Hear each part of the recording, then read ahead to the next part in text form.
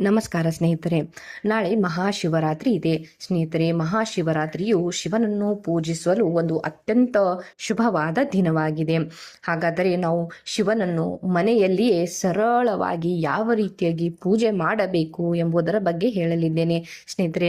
ಈ ಎಲ್ಲ ವಿಷಯವನ್ನು ನಾನು ಶಿವಪುರಾಣದ ಪ್ರಕಾರವೇ ಹೇಳಲಿದ್ದೇನೆ ಸ್ನೇಹಿತರೆ. ಮನೆಯ ಹೊರಗಡೆ ಹೋಗಲು ಸಾಧ್ಯವಾಗುವುದಿಲ್ಲ.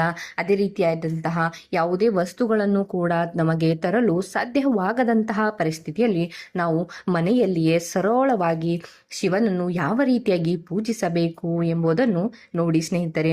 ಶಿವಲಿಂಗಕ್ಕೆ ಮೊದಲು ನೀವು ಶಿವಲಿಂಗಕ್ಕೆ ಜಲಾಭಿಷೇಕವನ್ನು ಮಾಡುವಾಗ ಯಾವಾಗಲೂ ತಾಮ್ರದ ಪಾತ್ರೆಯನ್ನು ಉಪಯೋಗಿಸಬೇಕು. ಅಂದರೆ ತಾಮ್ರದ ಪಾತ್ರೆಯಲ್ಲಿ ನೀರನ್ನು ತೆಗೆದುಕೊಂಡು ಶಿವಲಿಂಗಕ್ಕೆ ಅಭಿಷೇಕವನ್ನು ಮಾಡಬೇಕು ಸ್ನೇಹಿತರೆ. ಇದಕ್ಕೂ ಮುನ್ನ ಮೊದಲು ನೀವು ಶಿವ ಪೂಜೆಯ ಮಾಡುವ ಮುನ್ನ ನೀವು ಕೂಡ ಗಂಗಾ ನೀರಿನಿಂದ ಅಥವಾ ನಿಮ್ಮ ಸ್ನಾನವನ್ನು ಮಾಡುವಂತಹ ನೀರಿನಲ್ಲಿ ಗಂಗಾ ಜಲವನ್ನು ಬೆರೆಸಿಕೊಂಡು ಸ್ನಾನವನ್ನು ಮಾಡಬೇಕು ಸ್ನೇಹಿತರೆ. ನಾವು ಸ್ನಾನ ಮಾಡಿ ಶುದ್ಧರಾಗಿ ನಂತರವೇ ಶಿವಲಿಂಗವನ್ನು ಪೂಜಿಸಲು ನಾವು ಸಿದ್ಧವಾಗಬೇಕು. ಮತ್ತು ನೋಡಿ, ಹಾಲು, ಮೊಸರು, ತುಪ್ಪ, ಜೇನುತುಪ್ಪ ಮತ್ತು ಸಕ್ಕರೆಯನ್ನು ಮಿಶ್ರಣ ಮಾಡಿ ಶಿವನಿಗೆ ಅಭಿಷೇಕವನ್ನು ಮಾಡಬೇಕು. ಶಿವಲಿಂಗವನ್ನು ಅಥವಾ ಶಿವನ ಫೋಟೋವನ್ನು ಸ್ವಚ್ಛವಾದ ಬಟ್ಟೆಯಿಂದ ಶುದ್ಧಗೊಳಿಸಿ ನಂತರ ಶ್ರೀಗಂಧದ ಲೇಪನವನ್ನು ಹಚ್ಚಬೇಕು. ನಂತರ ಹೂವಿನ ಹಾರವನ್ನು ಶಿವನಿಗೆ ಅರ್ಪಿಸಬೇಕು ಮತ್ತು ಶಿವನಿಗೆ ಬಿಲ್ವಪತ್ರೆ ಎಲೆಗಳು ಮತ್ತು ಶಮಿಯ ಎಲೆಗಳು ಮತ್ತು ಧಾತುರ ಹೂಗಳನ್ನು ಅರ್ಪಿಸಬೇಕು ಸ್ನೇಹಿತರೆ. ಅದಾದ ನಂತರ ಶಿವನಿಗೆ ಬಿಳಿ ಬಣ್ಣದ ಸಿಹಿ ಖಾದ್ಯಗಳನ್ನು ಮಾಡಿ ಧೂಪ ದೀಪವನ್ನು ಬೆಳಗಿಸಿ ಶಿವನಿಗೆ ಆರತಿಯನ್ನು ಮಾಡಬೇಕು. ಇದಾದ ನಂತರ ಶಿವನಿಗೆ ವಿಳ್ಳೆದೆಲೆ ಮತ್ತು ಅಡಿಕೆಯನ್ನು, ತೆಂಗಿನಕಾಯಿಯನ್ನು ಮತ್ತು ದಕ್ಷಿಣೆಯನ್ನು ನೀಡಿ ಶಿವನಿಗೆ ಆರತಿಯನ್ನು ಬೆಳಗಿಸಬೇಕು ಸ್ನೇಹಿತರೆ. ಒಂದು ವಿಷಯ ಏನೆಂದರೆ, ತೆಂಗಿನಕಾಯಿಯನ್ನು ನಾವು ಶಿವನ ಮುಂದೆ ಒಡೆಯಬಾರದು.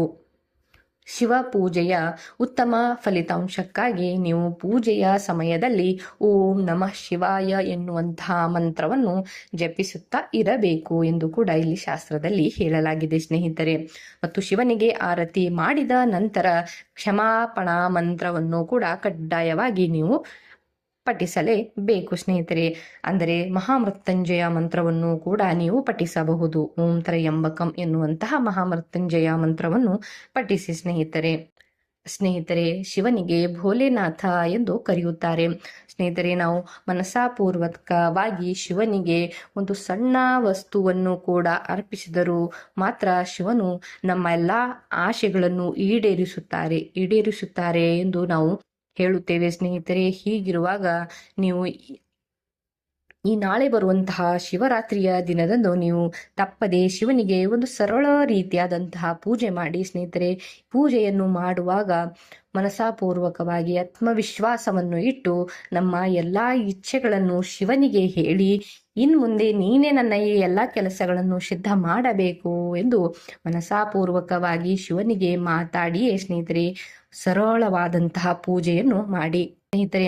ನಾವು ಶಿವನ್ ಪೂಜೆ ಮಾಡುವುದರಿಂದ ತುಂಬಾ ಪ್ರಯೋಜನಗಳು ಇವೆ ಸ್ನೇಹಿತರೆ. ಶಿವ ಪೂಜೆಯಿಂದ ಮನೆಯಲ್ಲಿ ಶಾಂತಿ ಮತ್ತು ಸಾಮರಸ್ಯ ಹೆಚ್ಚಿಸುತ್ತದೆ ಮತ್ತು ಶಿವ ಪೂಜೆಯನ್ನು ಮಾಡುವುದರಿಂದಾಗಿ ಉತ್ತಮ ಆರೋಗ್ಯ ಪ್ರಾಪ್ತಿಯಾಗುತ್ತದೆ ಮತ್ತು ಮಾರಣಾಂತಿಕ ರೋಗಗಳು, ಕಾಯಿಲೆಗಳು ಕೂಡ ಮಾಯವಾಗುತ್ತವೆ ಸ್ನೇಹಿತರೆ. ಕ್ಯಾನ್ಸರ್ನಂತಹ ಮಹಾ ದೊಡ್ಡ ರೋಗ ಕೂಡ ಈ ಶಿವನ ಪೂಜೆಯಿಂದ ನಿವಾರಣೆಯಾಗುತ್ತದೆ ಎಂದು ಶಿವಪುರಾಣದಲ್ಲಿ ಇದಕ್ಕೆ ಸಂಬಂಧಿಸಿದಂತೆ ಉಪಾಯಗಳು ಹೇಳಲಾಗಿದೆ ಸ್ನೇಹಿತರೆ. ನೀವು ಕೂಡ ಶಿವಪುರಾಣವನ್ನು ಓದಿ ಸ್ನೇಹಿತರೆ. ಶಿವಪುರಾಣದಲ್ಲಿ ಶಿವನಿಗೆ ಯಾವ ರೀತಿಯಾಗಿ ನಾವು ಪೂಜೆಯನ್ನು ಮಾಡಿದರೆ ನಮ್ಮ ಯಾವ ಕಾಯಿಲೆಗಾಗಿ ಯಾವ ಪೂಜೆಯನ್ನು ಮಾಡಬೇಕು ಎಂಬುದನ್ನು ಕೂಡ ಸ್ಪಷ್ಟವಾಗಿ ಅಲ್ಲಿ ಬರೆಯಲಾಗಿದೆ ಸ್ನೇಹಿತರೆ. ನಿಮಗೆ ನೀವು ಬೇಕು ಎಂದಲ್ಲಿ ಒಂದು ಕಮೆಂಟ್ ಮಾಡಿ ಹೇಳಿ ಸ್ನೇಹಿತರೆ. ಶಿವಪುರಾಣದ ಪ್ರಕಾರವೇ ಯಾವ ಕಾಯಿಲೆಗೆ ನಾವು ಯಾವ ಒಂದು ಪರಿಹಾರ ಕ್ರಮಗಳನ್ನು ಮಾಡಬೇಕು ಎಂಬುದನ್ನು ಕುರಿತು ಕೂಡ ಒಂದು ವಿಡಿಯೋ ಮಾಡುತ್ತೇನೆ ಸ್ನೇಹಿತರೆ. ಶಿವ ಪೂಜೆ ಮಾಡುವುದರಿಂದ ಮನೆಯಲ್ಲಿ ಸಕಾರಾತ್ಮಕ ಶಕ್ತಿಗಳು ನೆಲೆಸುತ್ತವೆ ಮತ್ತು ಕುಟುಂಬದಲ್ಲಿನ ಸದಸ್ಯರ ಸಂತೋಷ ಮತ್ತು ಐಕ್ಯತೆಯಲ್ಲಿ ಸಮೃದ್ಧಿಯಾಗುತ್ತದೆ ಎಂದು ಹೇಳಿದ್ದಾರೆ ಸ್ನೇಹಿತರೆ. ಅವಿವಾಹಿತ ಮಹಿಳೆಯರು ಸೋಮವಾರ ಸೇರಿದಂತೆ ಇನ್ನಿತರ ದಿನಗಳಲ್ಲಿ ಶಿವನನ್ನು ಪೂಜಿಸುವುದರಿಂದ ಉತ್ತಮ ಪತಿಯನ್ನು ಪಡೆಯುತ್ತಾರೆ ಎಂದು ಕೂಡ ಶಿವಪುರಾಣದಲ್ಲಿ ಇದಕ್ಕೆ ಸಂಬಂಧಿಸಿದಂತಹ ಕೂಡ ಹಲವಾರು ಉಪಾಯಗಳನ್ನು ಹೇಳಿದ್ದಾರೆ ಸ್ನೇಹಿತರೆ.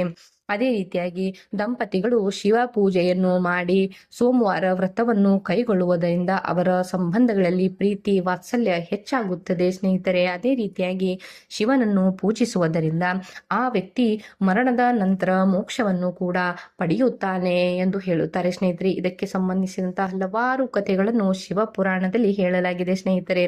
ಅದೇ ರೀತಿಯಾಗಿ ವಿವಾಹಿತ ಮಹಿಳೆಯರು ತಮ್ಮ ಗಂಡನ ಮತ್ತು ಮಕ್ಕಳ ಉತ್ತಮ ಆರೋಗ್ಯಕ್ಕಾಗಿ ಹಾಗೂ ಯೋಗಕ್ಷೇಮಕ್ಕಾಗಿ ಶಿವನನ್ನು ಪೂಜಿಸಬೇಕು ಸ್ನೇಹಿತರೆ. ನೀವು ವಾರದ ಯಾವುದೇ ದಿನದಲ್ಲೂ ಕೂಡ ನೀವು ಶಿವನನ್ನು ಪೂಜಿಸಬಹುದು. ಆದರೆ ಸೋಮವಾರದಂದು ಮತ್ತು ಶಿವರಾತ್ರಿಯ ದಿನದಂದು ಸ್ನೇಹಿತರೆ 12 ವರ್ಷದಲ್ಲಿ 12 ಶಿವರಾತ್ರಿಗಳು ಇರುತ್ತವೆ ಸ್ನೇಹಿತರೆ. ಮತ್ತು ನಾಳೆ ಬರುವುದು ಮಹಾಶಿವರಾತ್ರಿ. ಶಿವರಾತ್ರಿಯ ದಿನ ಮತ್ತು ನಾವು ಮಹಾಶಿವರಾತ್ರಿಯ ದಿನದಂದು ಶಿವನಿಗೆ ನಾವು ಆರಾಧಿಸಬೇಕು ಸ್ನೇಹಿತರೆ. ಶಿವನು ಕೇವಲ ಭಕ್ತರ ಭಕ್ತಿಯಿಂದ ಪೂಜೆಯನ್ನು ಮಾಡಿ ಸ್ನೇಹಿತರೆ. 1 ಲೋಟ ನೀರನ್ನು ಕೂಡ ನೀವು ಶಿವನಿಗೆ ಅರ್ಪಿಸಿದರೆ ಅದಕ್ಕೆ ಸಂಬಂಧಿಸಿದಂತ ಅನೇಕ ಪ್ರಯೋಜನಗಳನ್ನು ನಾವು ತೆಗೆದುಕೊಳ್ಳಬಹುದು ಎಂದು ಇಲ್ಲಿ ಹೇಳಲಾಗಿದೆ ಸ್ನೇಹಿತರೆ ಶಿವಪುರಾಣದಲ್ಲಿ. ಇದಕ್ಕೆ ಸಂಬಂಧಿಸಿದಂತಹ ಒಂದು ಸಂಕ್ಷಿಪ್ತ ವಿಡಿಯೋ ಕೂಡ ಮುಂದೆ ಮಾಡಲಿದ್ದೇನೆ ಸ್ನೇಹಿತರೆ. ಇಂಥದ್ದೇ ಅನೇಕ ಹೊಸ ಮಾಹಿತಿಗಳಿಗಾಗಿ ಚಾನೆಲ್ನ ಸಬ್ಸ್ಕ್ರೈಬ್ ಮಾಡಿಕೊಳ್ಳಿ.